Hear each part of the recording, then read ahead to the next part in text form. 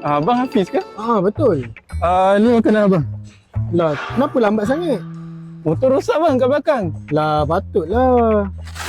Ni makanan abang Alright, terima kasih. Ni kebetulan ni kat kedai motor sekarang ni. Oh ya ke? Tepi sikit. Tak selesa. Bang, inilah iMotorbike. Oh, I motorbike. Banyak motor kat sini bang. Oh, banyak. Ni kenapa ni baju?